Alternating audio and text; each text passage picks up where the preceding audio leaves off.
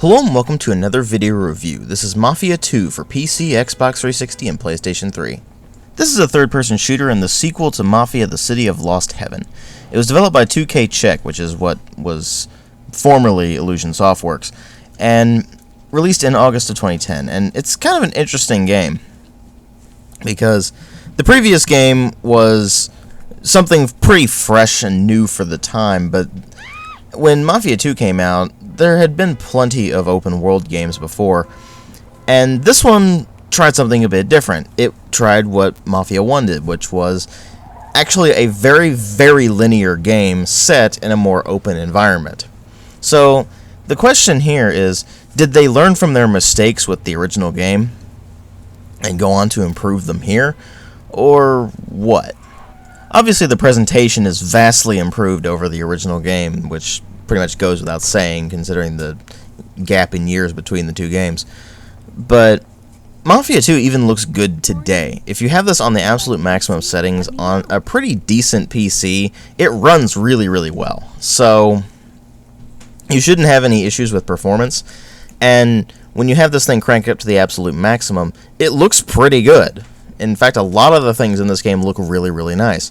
The modeling and animation are very well done.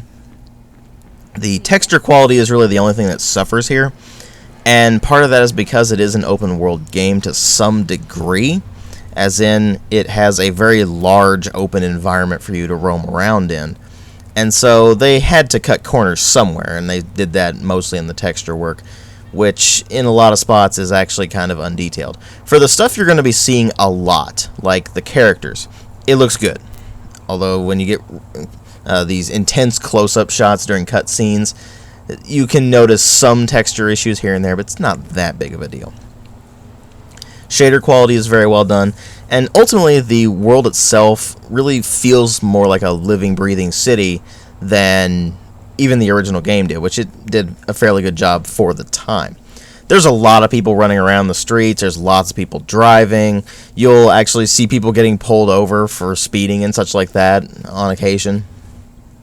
And so the visuals do a lot to really enhance the atmosphere of the game, and it really does feel like something out of the late 40s, early 50s as far as the time frame for the game goes, so they did a good job with that.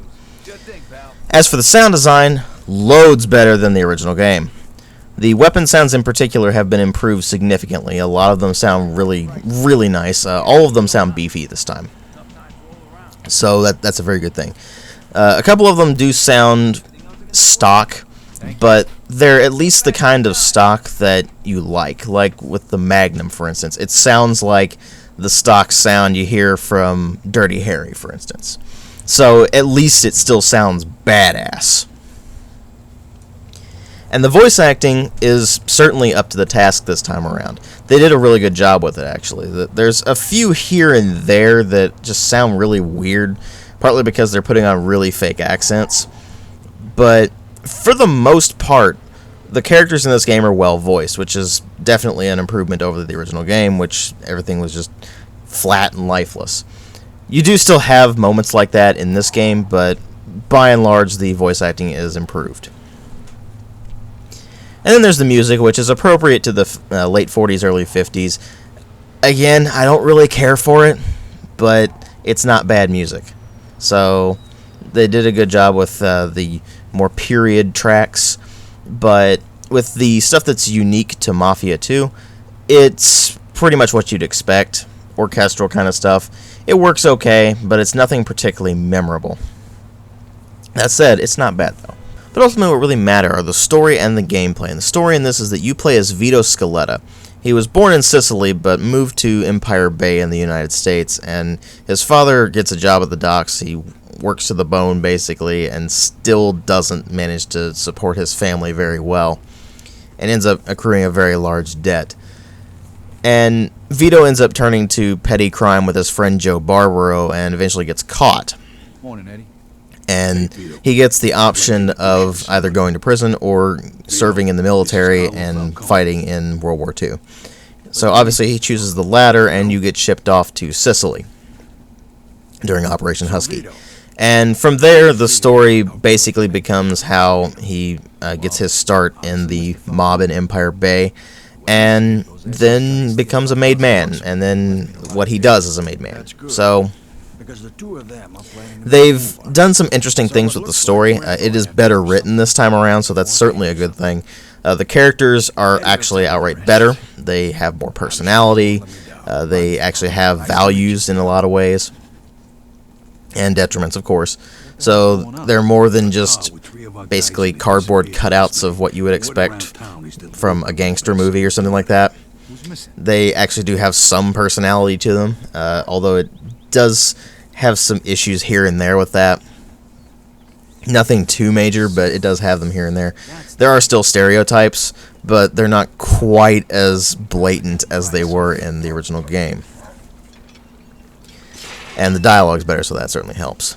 But the characters themselves talk a lot about family, and family seems to be a very big motif in this game, but it doesn't really do all it could with that. It really could make this more of a family story than anything else, as in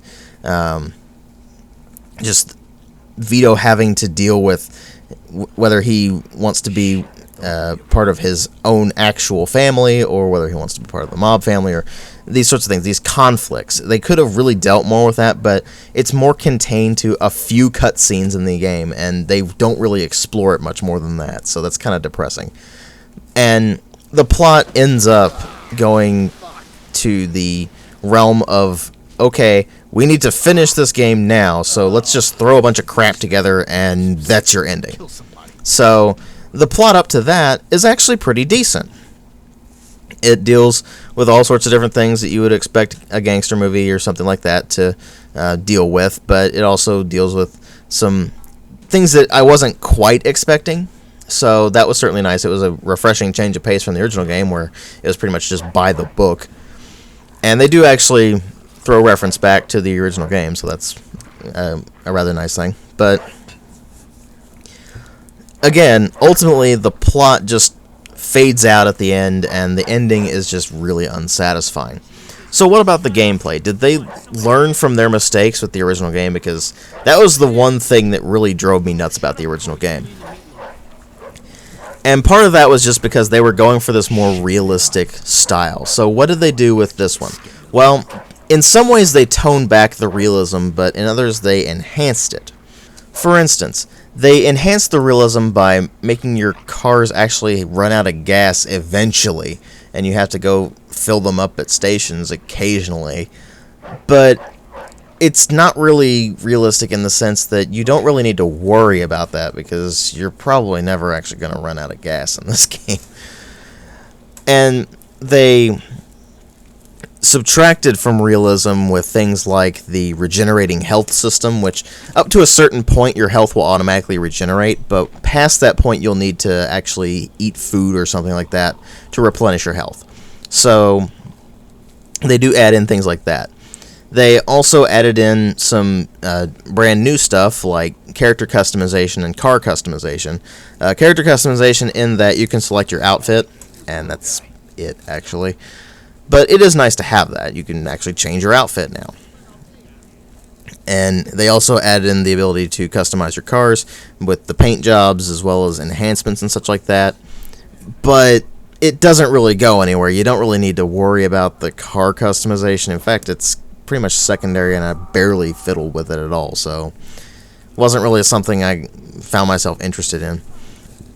They also have the ability to just run around and visit stores like clothing shops or gun stores or something like that, and so it's nice to have these things that actually enhance the realism and enhance the open world aspect of the game, but they don't really go far enough with it. The open world stuff, like in the original game, is extremely underutilized, and the game ends up being incredibly linear as a result.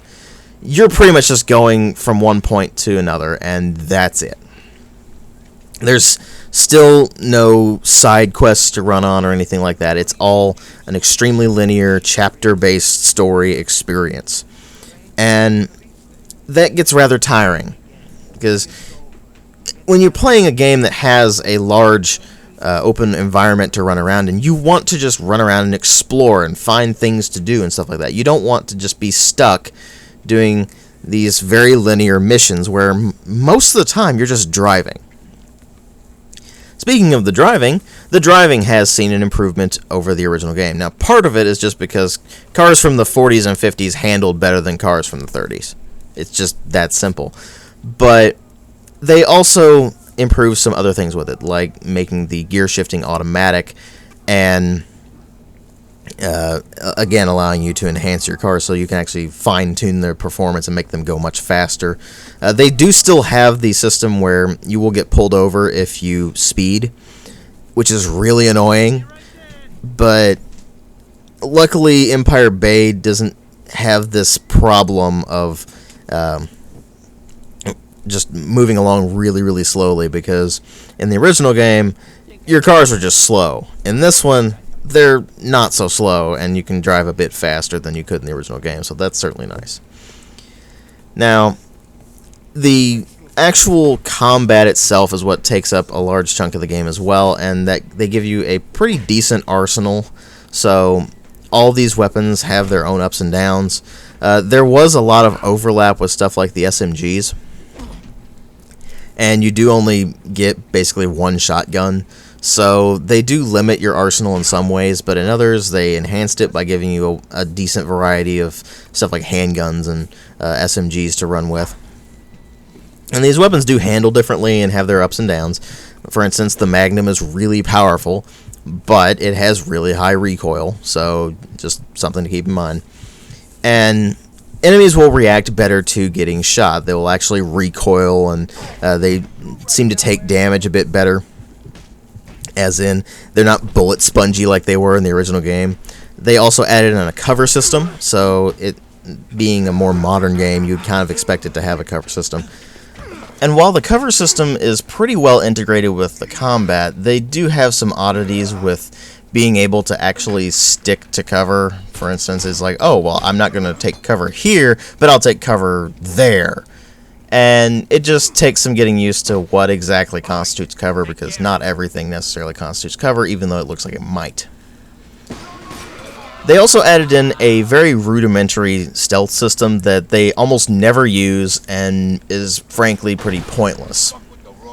It doesn't work all that well, and again, because it's so underused, there's really no point in actually having it in the game. So, what's the point, right? Ultimately, Mafia II has some improvements over the original game and some things that it just doesn't necessarily do quite as well. For instance, the last two levels of the game, I had just lost interest, partly because the end game and the story department is just so weak. But it's just a weird experience going from Mafia 1, which I didn't like very much, to Mafia 2, which was okay, for the most part, until it got to the end game, which was just bleh. But it still has these problems where it's just not a proper open world game, even though it seems like it wants to be. It never utilizes that to full effect, and the game actually does suffer quite a bit for it, because it gives you this nice big open world to run around in, but nothing to do in it. So the question there is, what's the point of having the open world? Why didn't they just make it an on-rails third-person shooter or something like that? There's no point in having the open world. And, well, at least the story was better than the original game for the most part this time around. It still has the issue toward the end, and there's still some oddities here and there that you just have to get past. But is it an improvement overall over the original game? Yes. Is it a better game overall than the original game? Yes.